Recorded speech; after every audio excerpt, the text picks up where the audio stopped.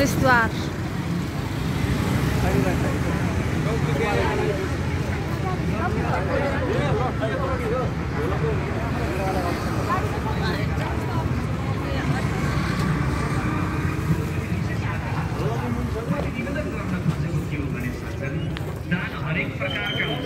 हरेक प्रकारका सेवा हुन्छ तर यो कोटी हो जुन 100 कुण्डीय कोटी हुन्छ उक्त कोटीमा हजुरहरू आइरहँदा यो नगरपालिकामा त्यसकै 700-800मा हामीले ग्रहण गर्छौँ र त्यो भाडा यहाँहरूले जुन जल राखेर जहाँ हामीले गङ्गा रातैमा रमाइलो हुन्छ के त है गङ्गाजीको जलहरूलाई पनि त्यहाँ एकचोटि रातिमा आउनुपर्छ अब घरै भर्ने गङ्गाजीको जल त हुँदैन तर हामीले त्यहाँ ए यो रहेछ गङ्गाजीको जल मिसाएर गर्दियाको कोष खड्काउने पूजन गरेको अमृत रूपी पज गर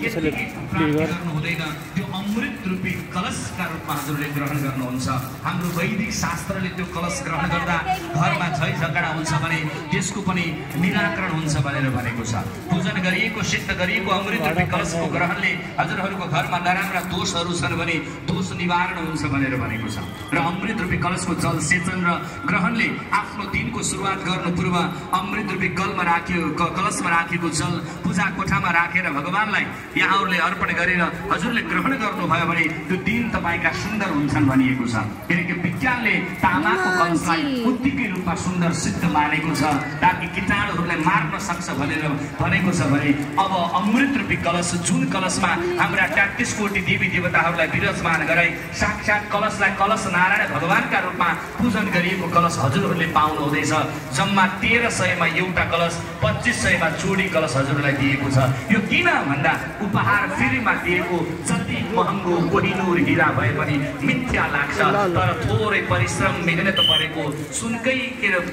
फलामकै किन नहोस् फलामकै टुक्रोको पनि माया लाग्छ तसर्थ यहाँहरूलाई यो भगवानको प्रसाद गर्छन् नि आत्मसमर्पण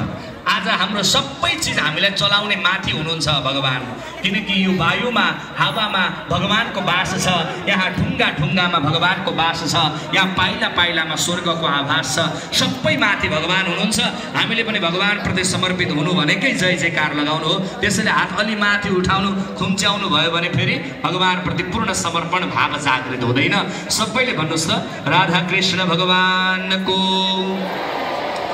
भक्तवत्सल भगवान को आनंद कंद भगवान को भागवत भगवान को एकपल्ट सबैले यसरी मलाई हात दिनुस् दुईवटा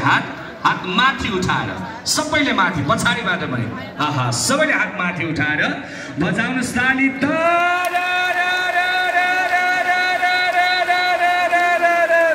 जय होस् सबैको कल्याण होस् मंगल होस् शुभ होस् भन्दै सबैलाई भगवान प्रतिको सुन्दर प्रेम भाव जागृत होस् आजको यो पवित्र पावन दिनमा यो महत्त्वपूर्ण अनुष्ठान श्री गण्डकी सत्कुण्डीय गायत्री कोटी हुन ज्ञान महायज्ञमा सबैले सक्नेले धेरै सेवा गरौँ नसक्नेले थोरै गरौँ केही न केही जरुर दान अर्पण गरौँ सबैजनालाई म विशेष आग्रह गर्न चाहन्छु किनकि दानीलाई हानि कहिले पनि हुँदैन आउनुहोस् एउटा छोटो भजनमा हाम्रा कलाकारजीहरू जो सङ्गीत क्षेत्रका मूर्धन्य विद्वान कलाकारजीहरू हुनुहुन्छ यहाँहरूप्रति पनि सत नमन व्यक्त गर्दै एकपटक कलाकारजीहरूको सम्मानमा पनि बजाइदिनु जोरदारसँग ताली दुई हात माथि उचाली हात नराखेर खाली जय होस् अब आउनुहोस् एउटा छोटो भजन यहाँहरूका बीचमा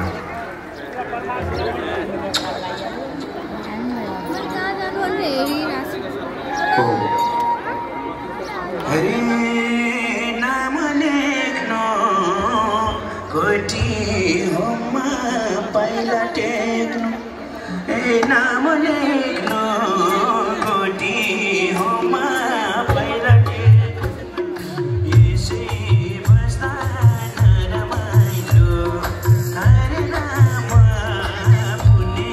कर्मै छ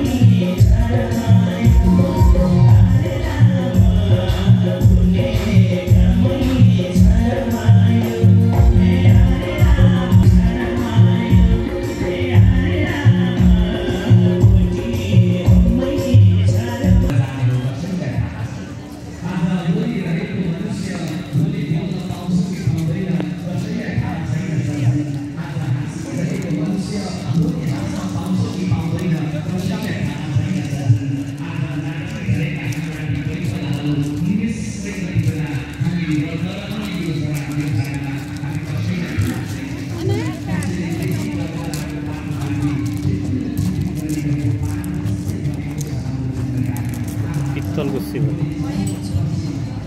तपाईँलाई यो भन्नु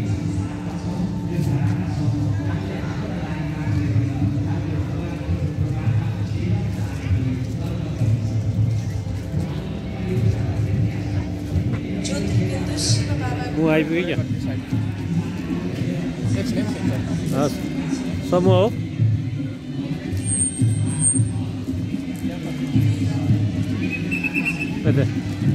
हजुर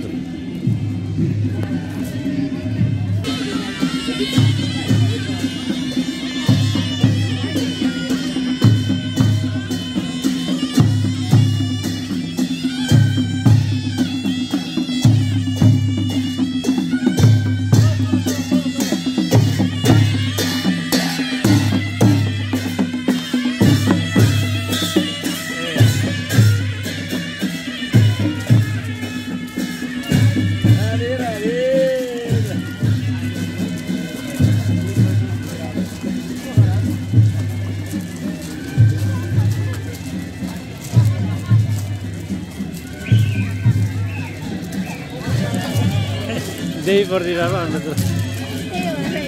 साइड साइडले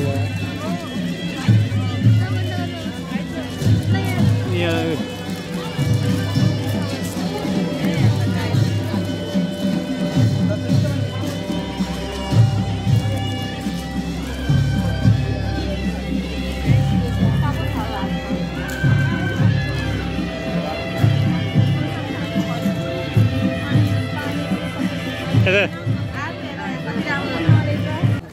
$11,000 होइन क्लस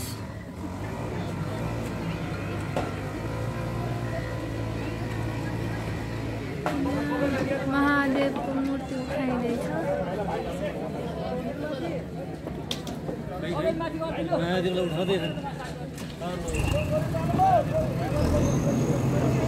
महादेव उठ्दै हुनुहुन्छ 11,000 हाम्रो निर्धारित समय भइसकेको छ सम्पूर्ण गुरुदेवहरू जाँदै हुनुहुन्छ यो मुख्य मण्डपमा आइदिनु होला यत्रतत्र छरिएर रहनुभएका गुरुदेवहरू सम्पूर्ण यो मुख्य मण्डपमा आइदिनु होला हामी हवन कुण्डको पूर्ण तयारीमा जुट्नेछौँ आज नै हामीहरू सम्पूर्ण कार्यहरू सम्पन्न गरेर अग्निको संस्कार भोलि बिहानै गर्नुपर्ने भएको हुनाले आज सामग्रीहरू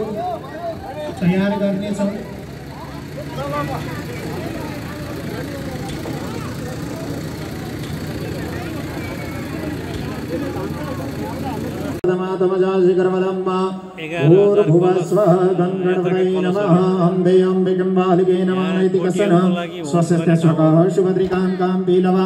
स्वस्तिकां नमः ध्यायामि ध्यानार्थे पुष्पं समर्पयामि आसनं निवेदयामि। कोटी होम 2082 पोखरा बिरौटा हो गण्डकी प्रदेश कोटी होम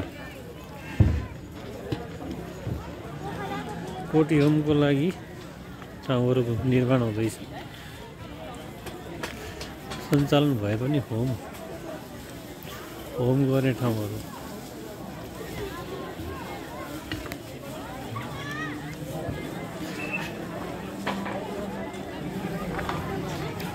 होम गरेको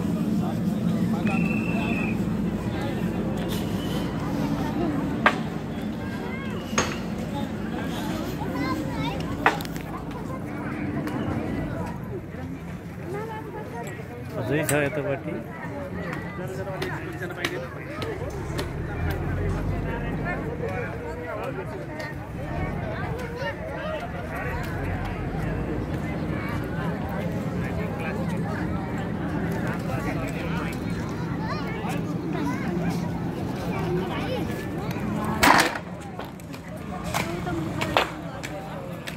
गौतम बुद्धको मूर्ति पनि राखिएको छ कोटियम कुण्ड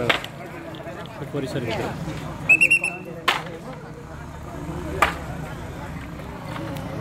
जाऊ न भित्र पादयो पाद्यं समर्पयामि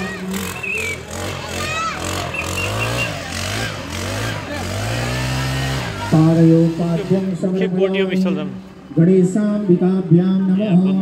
पाद्यजन पाउदै दिनुछन् हस्तयो हरिजं समर्पयामि गणेशाम्बिकाभ्यां नमः मुखे आचमनीयं जलं समर्पयामि सर्वाङ्गे सुस्नानीयं जलं समर्पयामि पञ्चामृतस्नानम् ॐ पञ्चनद्यः सरस्वतीमभियन्ति सस्रोतसः सरस्वती तु पञ्चदासोरेषु विविधपञ्चामृतस्नानं समर्पयामि गणेशाम्बिकाभ्यां नमः पञ्चामृतस्नानान्ते पुनः शुद्धोदकस्नानं समर्पयामि शुद्धोदकस्नानान्ते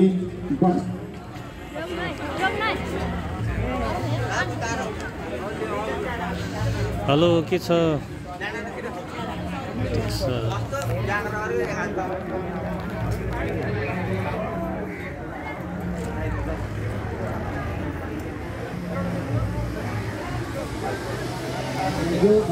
परमं पवित्रं प्रजापतिर्य सहजं पुरस्तादायुष्यमग्रं प्रतिमुञ्च शुभ्रं यज्ञोपवीतं बलमस्तु तेज यज्ञोपवीतं समर्पयामि गणेशाम्बिकाभ्यां नमः यज्ञोपवीतान्ते गन्धानुलेपनम् ॐ त्वां गन्धर्वाघनस्वान्द्रस्वान्द्रेष्वरे सोमो राजा विद्वान् स्मद्धमुच्चर गन्धानुलेपनं अक्षतानो अक्षण्डमीमदन्तजमप्रियादुषद अस्तु गतसवानभो विप्राणविषयामि जोधानीन्द्रे अक्षतैषभूजामि पुष्पैरलङ्करोमि ओ हरिः प्रतिमद्भद्वं सुखभतिः प्रसो हरियस्वाय वसोदितोरिर्धीरुदाः वैष्णवाः पुष्पं कुसुमादिकां समर्पयामि ततः दुर्गाङ्गुराणो काण्डात्काण्डात्रयो हन्ति मरुगः